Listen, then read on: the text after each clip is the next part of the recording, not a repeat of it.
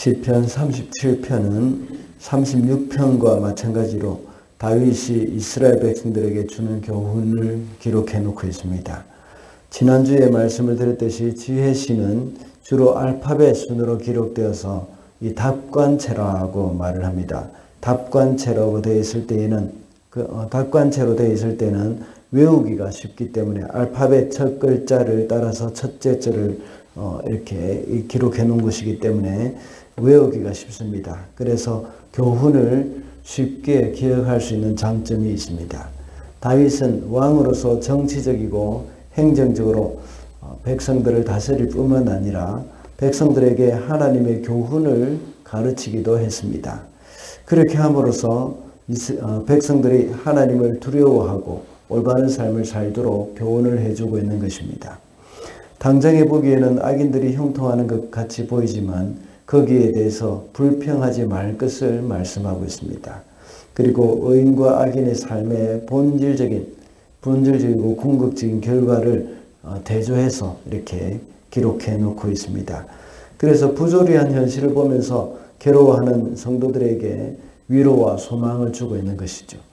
그러므로 악을 버리고 선을 행할 것과 그리스도 여호와 하나님만 바라보면서 말씀을 지키라는 권면을 하고 있습니다. 성도의 삶은 그때나 오늘날이나 크게 다르지 않을 것입니다. 여전히 이 땅에는 악인들의 득세를 하고 의인들이 어려움을 겪으면서 살고 있는 것 같다는 생각이 들 때가 많습니다. 이런 세상에서 우리 성도들이 어떻게 살아야 할 것인지를 이 땅을 살아가는 성도라는 제목으로 말씀을 살펴보겠습니다. 첫째로 이 땅을 살아가는 성도는 이 세상의 부조리함에 영향을 받지 말아야 합니다. 1절 말씀입니다. 악한 자들이 잘 된다고 해서 속상해하지 말며 불의한 자들이 잘 산다고 해서 시세워하지 말아라. 오늘 본문 9절까지는 당장 악인이 형통하고 번영하는 그 부조리한 현실을 보고 불평하지 말 것을 말하고 있습니다. 그래서 속상해하지 말고 시세하지 말고 라고 표현을 하고 있는 것이죠. 그리고 8절에서는 노여움을 버리고 라고 말하고 있습니다. 다시 말하자면 이 세상의 부조리함에 영향을 받지 말라는 것입니다. 영향을 받는다는 말은 그 세상을 따라간다는 그런 의미도 있겠지만 그것으로 인해서 마음이 흔들리거나 감정적으로 어려움을 갖지 말라는 것입니다. 악인들이 형통하고 번영하였기 때문에 거기에 대해서 감정적으로 속상하기도 하고 또 자신도 악인처럼 살고 싶은 그런 마음이 생길 수도 있습니다. 악인이 하나님의 말씀대로 살고 의인이 하나님의 말씀대로 살고 선한 일을 하면서 사는 가운데 형통함을 누려야 할 텐데 오히려 악을 행하는 사람들이 더 형통한 것을 보면 참 마음이 불편해질 수밖에 없습니다. 일반적으로 악인들은 세상에서 잘못되는 것이 당연하다고 여깁니다. 그런데 이렇게 악인들이 이 세상에서 형통한 것을 볼 때에 참 마음이 상할 수도 있습니다. 그러나 하나님은 공의로우신 분이시죠. 그의 이에 근거해서 볼 때에 하나님의 공의를 근거해서 볼 때에 악인이 번영하고 형통하는 것은 하나님의 공의와 맞지 않습니다. 성경에서도 악인의 심판을 받게 된다고 말씀하고 있습니다. 세상이 비록 부조리하게 보이더라도 하나님은 공의로우신 분이십니다. 하나님의 공의를 따라서 즉각적으로 보응을 하시지 않으실 뿐입니다. 하나님은 마지막 때를 위해서 완전한 심판을 보류하고 계시는 것입니다. 그래서 악인들에 대해서도 특별한 경우를 제외하고는 즉각적인 보응을 하지 않으시는 경우가 참 많습니다. 왜냐하면 죄인이 회개하고 주께로 돌아오는 것, 그것을 하나님께서는 원하시기 때문입니다. 하나님은 모든 사람이 구원을 받으며 진리를 아는 데 이르기를 원하신다고 사도 바울은 디모데에게 말씀을 했습니다. 하나님이 오래 참고 기다리시는 것은 그 사람이 회개하고 돌아오기를 원하는 마음 때문입니다. 또한 하나님이 즉각적으로 악인을 심판하지 않으시는 것은 악인들을 통하여서 하나님의 백성을 바른 길로 인도하시기 때문이기도 합니다. 그들로 인해서 성도들을 좀 더 연단시키시기도 하고 하나님을 닮아가게 만드시기도 합니다. 사사기에 보면 전쟁을 알지 못하는 세대를 위해서 가나안 땅에 대적들을 남겨두셨다고 말씀하고 있습니다. 그러므로 성도는 세상의 부조리함을 보면서 공의를 따라 보응하시는 그 하나님의 섭리를 끝까지 신뢰하며 살아야 하겠습니다. 둘째로 이 땅을 살아가는 성도는 자비를 베풀며 살아야 합니다. 21절 말씀입니다. 악인은 빌리기만 하고 갚지 않으나 의인은 은혜를 베풀고 거저 준다. 이 말씀에서 악인과 의인을 대조하고 있습니다. 악인은 꾸기만 하고 갚지는 않는다고 했습니다. 그런데 의인은 은혜를 베풀고 거저 주는 것을 생활화한다고 말씀하고 있습니다.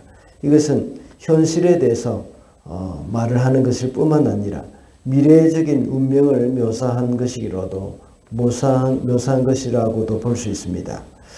이러한 하나님이 주신 복을 복을 받은 성도들은 이 복을 누리며 사는 길, 이것은 바로 이 자비를 베풀며 사는 삶, 이것이 바로 복받은 성도의 사는 길입니다. 비록 이 세상의 삶이 부조리하다고 생각되고 악인이 잘 된다고 느껴질지라도 성도들은 이 땅에서 자비를 베풀면서 살 때에 하나님의 공의와 사랑이 우리 성도들을 더욱더 드러나게 만들어 주는 것입니다. 성도들은 세상을 거슬러 사는 사람들입니다. 자주 예를 들지만 연어가 살아있을 때에는 강을 거슬러 올라가는 그 힘이 있습니다. 심지어 폭포를 만나더라도 폭포에서 떨어지는 그 물을 타고 거슬러 올라가기도 합니다. 그것은 살아있기 때문입니다. 그러나 죽은 연어는 물이 흐르는 대로 떠내려가 버리고 맙니다. 우리 성도들 안에 하나님의 생명, 예수 그리스도의 생명이 있다면 이 세상을 거슬러서 살아갈 수가 있습니다. 예수의 생명이 없는 사람들은 세상이 흘러가는 대로 따라갈 수밖에 없습니다. 그래서 생명이 없는 악인들은 자기 것만 챙기고 심지어 빌린 것도 갚지 않습니다. 그래서 남의 것조차도 자기 것으로 만들고 싶어 하는 겁니다. 그러나 예수의 생명이 있는 성도는 이 세상 사람들과는 달리 그 은혜를 베풀고 그저 주면서 자비를 베푸는 삶을 살아야 하는 겁니다. 그렇게 하는 것이 이 각박하고 부조리한 세상에서 승리하는 삶을 사는 길입니다. 이렇게 할 때에 하나님은 더욱더 은혜를 부어주십니다. 그래서 우리의 쓸 것을 차고 넘치게 해 주실 것입니다. 마지막으로 이 땅을 살아가는 성도는 주님께 소망을 둡니다. 34절입니다. 주님을 기다리며 주님의 법도를 지켜라. 주님께서 너를 높여주시어 땅을 차지하게 하실 것이니 악인들이 뿌리채 뽑히는 모습을 내가 보게 될 것이다. 악인들이 뿌리채 뽑히게 될 것을 내 눈으로 본다는 것은 성도의 최후 승리가 이루어진다는 것을 말하는 겁니다.